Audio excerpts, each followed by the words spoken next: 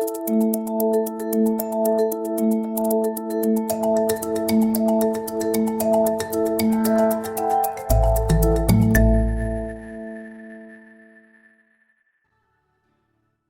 tal? ¿Cómo están? Bienvenidos una vez más. Esto es Mirada Originaria. Nos volvemos a reencontrar para contar un poco de la cultura, de todo lo que es la costumbre de las comunidades originarias también.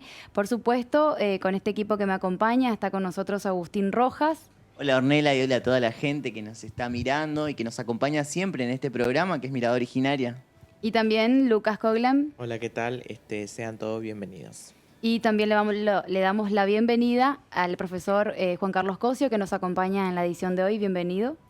Gracias, Ornella. Contento de estar aquí en el programa con ustedes. Un placer realmente poder compartir esta experiencia con el profesor, quien es docente actualmente y que ha tenido una labor interesante en una de las comunidades originarias de la provincia de Formosa, en una comunidad wichí, y para poder ir desarrollando y aprovechando estas experiencias, vamos a hablar un poco de la electricidad, ¿no? De su uso, del manejo, de qué impacto tiene dentro de las comunidades también este servicio también, si se quiere, ¿no? Claro, por ahí aprovechar la experiencia del profesor y hacer un paralelo entre lo que fue su primer arribo ahí a la comunidad originaria wichí, que me imagino aún no contaba con la energía eléctrica, ¿verdad? Sí, mi primera experiencia en la comunidad wichí se remonta al año 1972 en San Andrés, cuando el río Pilcomayo todavía tenía cauce y la única electricidad a la cual se accedía era la de la linterna de las pilas. Perdón, la pila de la linterna. Bueno, con esas pilas funcionaban también equipos de radio con las que se captaban por ahí alguna señal de aire y uno más o menos se enteraba de qué es lo que ocurría. En el año 78 funcionó en la comunidad llamada El Potrillo, que no es la misma que ahora se llama El Potrillo, nutrida con familias de San Andrés. Funcionaba, como les digo, un aserradero que tenía un grupo electrógeno propio. Y yo creo que fue ahí el primer contacto de las comunidades wichí del Pilcomayo con la energía eléctrica. Recuerdo que en las noches, cuando el grupo electrógeno funcionaba, había unos artefactos de alumbrado público que concitaba la atención de todos los niños y de todos los bichos amantes de la luz que se juntaban alrededor de los focos. Hace 20 años, cuando yo volví al Potrillo Nuevo, la energía eléctrica se proporcionaba a la comunidad a través de un grupo electrógeno también que funcionaba unas 4 horas diarias. El resto del día no había energía eléctrica. Era común en esa época ver a las personas en las noches de verano durmiendo al aire libre, cuando había mosquitos encerrados en mosquiteros de muchos colores. Adquiría un aspecto muy pintoresco la comunidad en esa época, a la mañana temprano, la gente durmiendo, levantándose después de una noche de calor, levantándose en los diferentes patios de las viviendas. Eso se mantuvo así hasta el 2007, en que yo dejé la comunidad del Potrillo y me instalé en la comunidad del Quebracho para fundar, podríamos decir, la Escuela Agrotécnica Provincial número 10, en la cual hoy trabajo. En el Quebracho el régimen de proporción de acceso a la energía eléctrica era bastante parecido. Un grupo electrógeno proporcionaba energía unas 4 horas diarias. ¿Estas 4 horas, perdón, eran aleatorias o era siempre en determinado momento del día? Eran durante la noche, creo que de 7 a 11 de la noche, hasta que se produjo un mundial de fútbol o algo así en esa época, no recuerdo cuál de ellos, y entonces cada vez que jugaba la Argentina arrancaba el grupo electrógeno para que los chicos pudieran ver los partidos de fútbol en su casa. El combustible del grupo electrógeno lo pagaba una comisión vecinal que hacía la recaudación entre los usuarios del dinero necesario para pagar el gasoil. ¿Y tenían la costumbre de pagar el gasoil que ocupaba la energía eléctrica? ¿Tomaban en consideración la importancia del servicio? Sí, por supuesto, porque estaba el fútbol de por medio. Este es el país del fútbol, así que para ver fútbol siempre uno consigue un dinerito. Y también había ahí una estratificación respecto del monto. Aquellos que detentaban un mayor poder adquisitivo pagaban más por la electricidad que aquellos que no podían. Había un concepto de equidad. Había un concepto de equidad, un poco lábil, podríamos decir, pero bueno, funcionaba. Esto siguió así hasta el año, mira, no tengo exactamente la fecha, pero ponerle 2010, 2012, en que Quebracho, El Potrillo y todas las comunidades de la región se incorporaron al sistema integrado de energía eléctrica de la provincia. Y a partir de ahí tuvimos energía eléctrica a las 24 horas en todas las comunidades del departamento Ramón Lista. Ahí la vida en las comunidades dio una voltereta. Y ahí comenzaron a tener importancia las clases de electricidad que damos en los talleres de la escuela. Cuéntenos un poco cómo ha sido la recepción de este servicio en la comunidad wichí. Radicó en la incorporación de nuevos electrodomésticos al hogar, la incorporación de nuevos artefactos tecnológicos, el aire acondicionado. Y si quizás fue rápida su adaptación también, ¿no? Sí, la capacidad del wichí para adaptarse a los cambios positivos en su vida es instantánea. La energía eléctrica se extendió por toda la comunidad, en algunos casos con un sistema de distribución muy precario, muy precario. Voy a hacer un paréntesis aquí para contar una pequeña anécdota. Por favor. Un día uno de los referentes, uno de los dirigentes de la comunidad llega a mi casa, acompañado por otros miembros de la comunidad, bastante alterado, y me dice: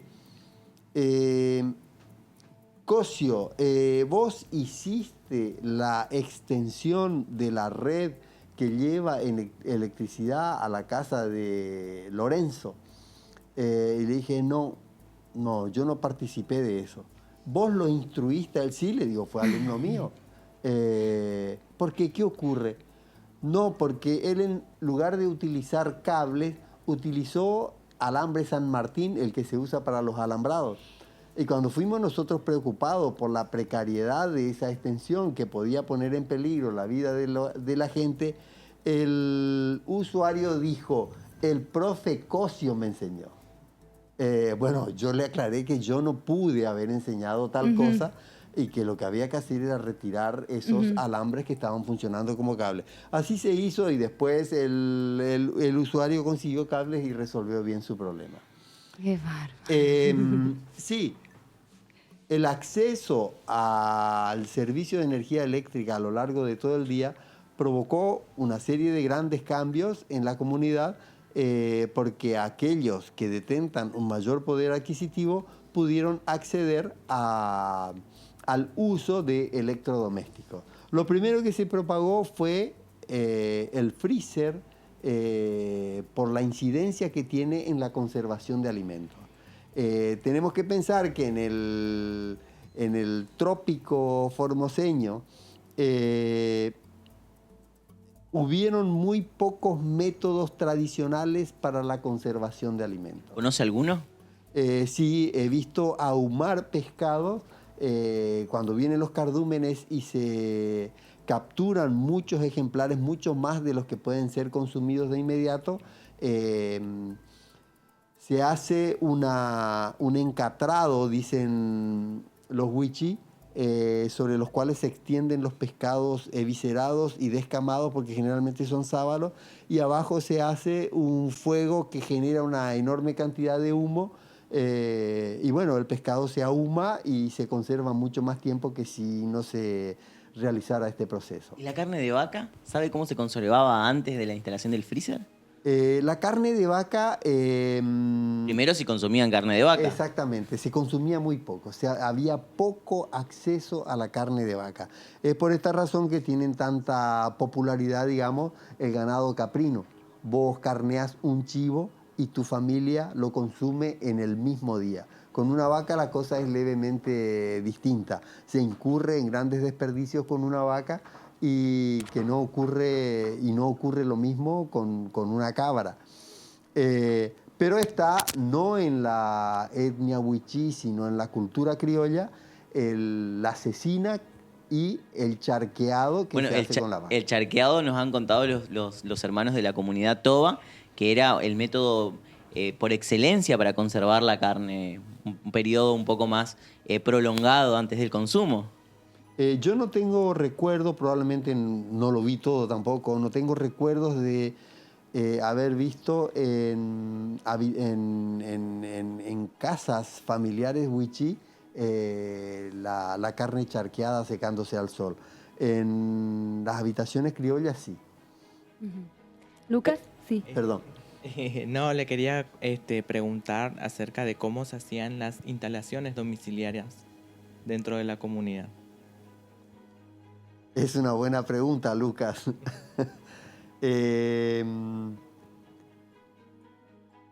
Tenemos que recordar que había 4 horas de energía eléctrica en el pueblo cuando yo llegué. Las instalaciones ya estaban hechas en una gran cantidad de domicilios.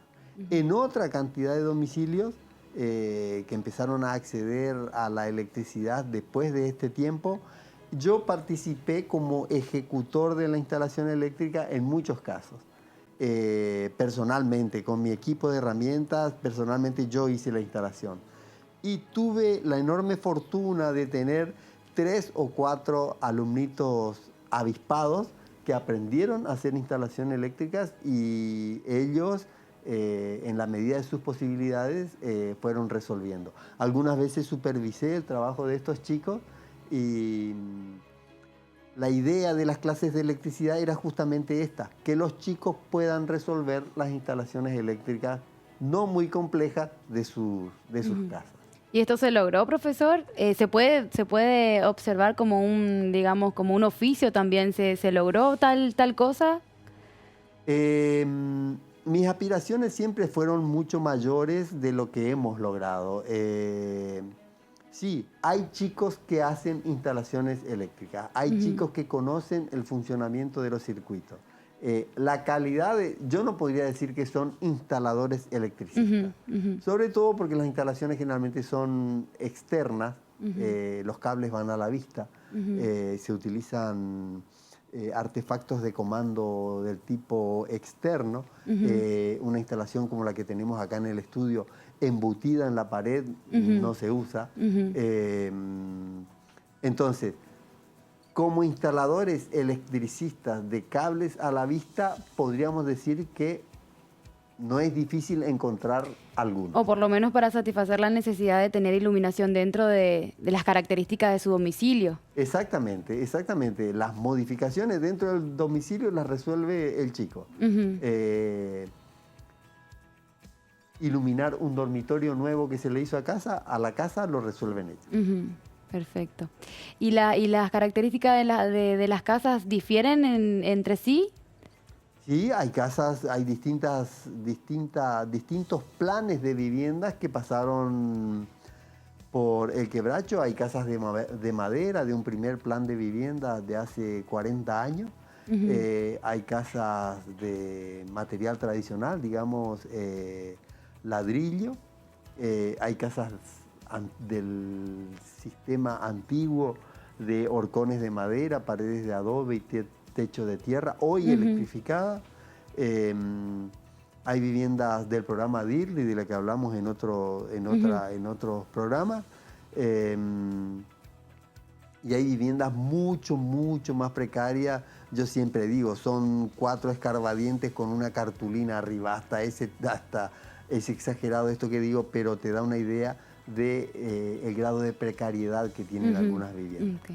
Bueno, profesor, muchísimas gracias. Compañeros, gracias por lograr esta experiencia y por haber compartido. Seguramente ustedes han disfrutado como nosotros, espero que sea así. Y lo invito desde ya para que puedan reencontrarse con nosotros en una próxima edición. Esto ha sido todo por hoy, esto ha sido Mirada Originaria. Hasta pronto.